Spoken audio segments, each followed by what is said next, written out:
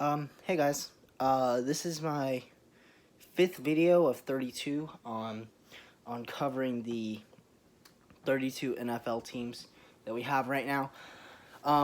Just finished up with the NFC East, and now I'm going to the AFC North to freshen it up. I don't want to stick in the NFC because, you know, it gets boring. And I'm sorry, this video has been taking a while to come out. It's just timing and when, motivation to film and getting my stuff together to actually film it. But it should be a pretty good video. So my talking points, we're starting with the Bengals, by the way. My talking point starts with Joe Burrow. He's the man. He's who they're bringing in. And I would compare him to Carson Wentz and Jared Goff and Aaron Rodgers. A solid thrower with a cannon of an arm, and who can get outside of the pocket. I had previously recorded this video, a good portion of it, and I also compared him to Baker Mayfield. But looking at it, closer, Baker Mayfield can get out of the pocket, but he's not a great thrower. I mean, he's accurate, but he can't throw it deep. Joe Burrow can. He has a cannon for an arm, just like Aaron Rodgers. So I would compare him to Aaron Rodgers. But Joe Burrow, I mean, he's gonna have a rough year. They're not gonna do better than maybe 3 and however many games that they're gonna play. 3 and 13. He's not gonna do very well. But the only way he will is if A.J. Green does well. A.J. Green coming off a season where he put up 0 yards for 0 catches and 0 touchdowns. Didn't even play at all this season. And that's sad. It's really sad because I like A.J. Green. I think a lot of people like A.J. Green. They don't hate him because he's like a sleeper wide receiver. There's Julio Jones. Everybody hates or loves Julio. I hate Julio because he plays for the Falcons. I'm a Saints fan. And there's everyone hates Michael Thomas, except for Saints fans because he complains. Devontae Parker, everybody hates Devontae Parker except for Dolphins fans. Even some Dolphins fans don't like him. But you either hate or love a wide receiver. But I don't think anybody truly hates A.J. Green except for Steelers fans and Ravens fans and Browns fans. But I don't think anyone outside of that hates him. Because he's a sleeper wide receiver, great fantasy pick. But if he doesn't do well, if he gets injured, his career's over. Like, he's not going to be 3,000-yard receiver if he gets injured again. He might not ever be a 3,000-yard receiver again. That's sad, but, what you going to do about it? A.J. Green, if he does well, this team can make some noise. But the problem is, I ranked their O-line when I was doing my O-line rankings. Didn't do a video on that, but I wrote them down because, being a stat head, I make my own lists. Greatest quarterbacks of all time. Tom Brady number 1, Drew Brees number 2, Peyton Manning number 3, Favre number 4. Did that same thing with O-lines for this season, and dead last is the Bengals. Somebody has to be. And the Bengals, their only saving grace, and why I would struggle to put them at 31, but they could go 31. The Jets have a really bad O-line too, but they're 31. Is Jonah Williams. Jonah Williams he didn't play at all last season, but he was awesome in training camp. Excuse me. But there's no veteran on here who's like exceptionally well at being on the O-line, who could show the ropes to rookies or veterans even to get them to be better O-linemen. So left tackle Jonah Williams. Left guard, we're probably gonna have Xavier Su'a-Filo. Played for the Cowboys, played for maybe the Jets. I don't know. He played for a bunch of teams. A backup role, if you're ever playing Madden, which, pretty much anybody who watches a football video has at some point played Madden 20. Xavier Su'a-Filo is always a free agent, so you always pick him up because your left or right guard always gets injured. And, if you're playing as the Saints, it's usually Ryan Ramczyk gets injured, Teron Armstead gets injured, and then boom, down goes Pete. Which isn't a bad thing, but then you put Will Clapp in or you put Easton in, and you end up picking up Xavier Su'a-Filo. Well, now he's finally getting a starting position at left guard.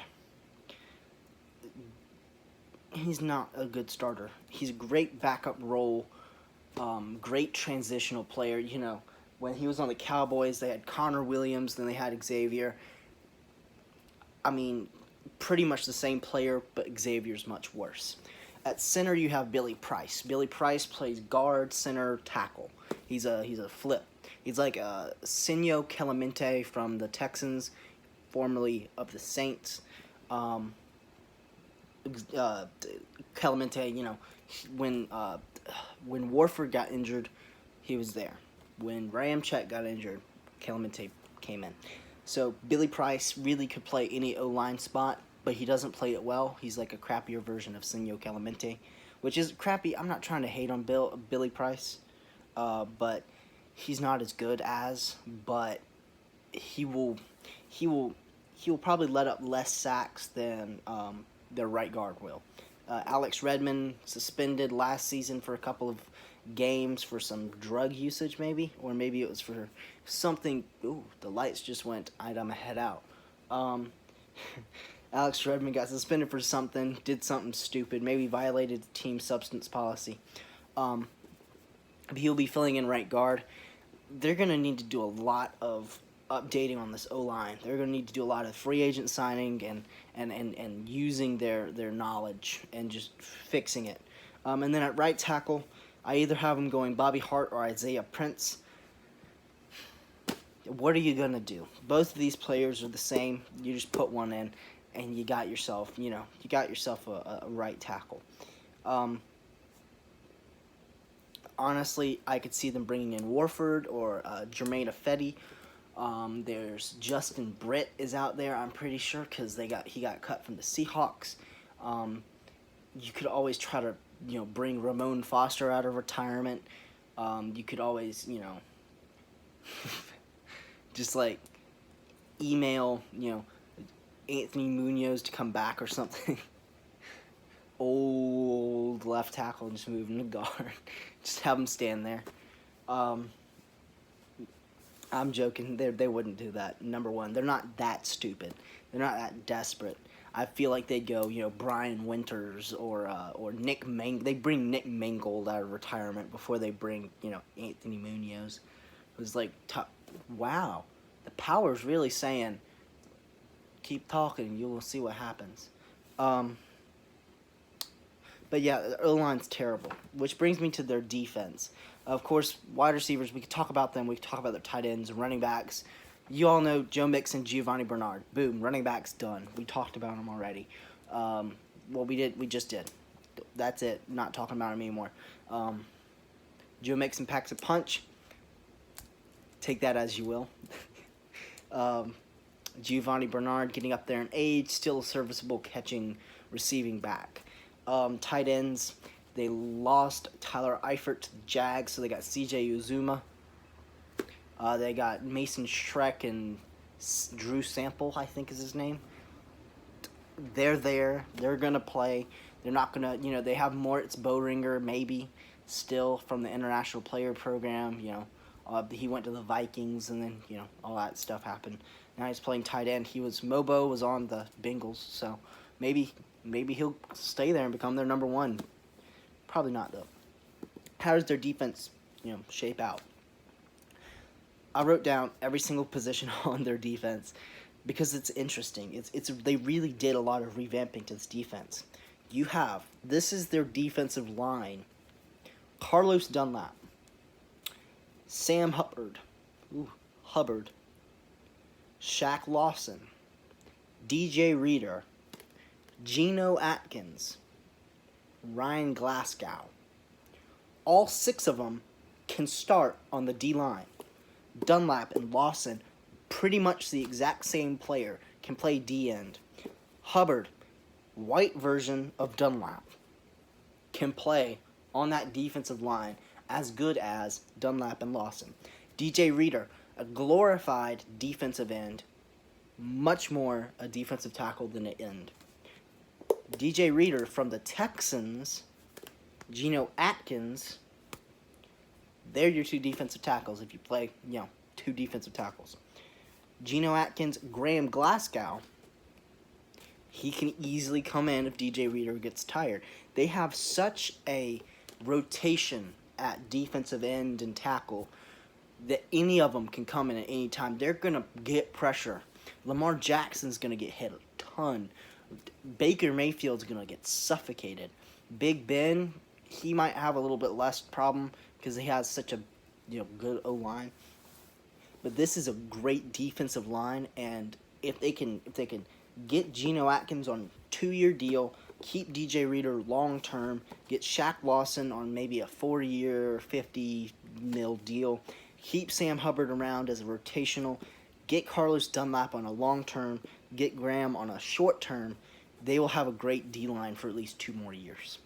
Looking at their linebacking situation, they have Jermaine Pratt, great linebacker. They got Josh Bynes, great rotational, but he will start at middle linebacker. And then they have Davis Gather. I'm going to say Gather. Davis Gather. Another solid linebacker, not the best linebacking core, but will suffice for what they need. Cornerbacks, Trey Waynes, William Jackson III, Mackenzie Alexander.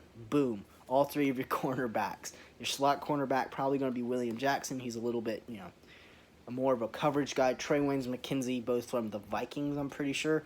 They're speedy guys that can get up and down the field. Trey Waynes, best pickup in free agency for cornerbacks. Their safeties, Jesse Bates III, great free safety. They let go of Clayton Fledglam. I'm going to go Fledglam. So now Jesse Bates comes in, and then they also have Von Bell from the Saints. Von Bell, the reason we let him go is because we have Chauncey Gardner-Johnson. We don't need Von Bell anymore. He's much better off on the Bengals, where he will be a solid, strong safety. Fat Randy Bullock at kicker. I think Huber, something like that at punter. He's solid. I don't usually talk about punters because punters are punters, but I talk about O-linemen like they're, what make or break the game. Because if you have a terrible O-line, your quarterback's not going to be able to throw the ball very well. That's just the straight facts. But thank you for joining me. This was episode 5 of 32 of my 32-part series on the NFL. This is the Cincinnati Bengals, the Cincinnati Bengals. Next, we'll probably be covering... you know what? Let's do the Baltimore Ravens next. That'll be fun. It'll be a nice change of pace because their team is a Super Bowl caliber team. But this was the Bengals. Thank you for joining me. I'm Bennett Ferguson.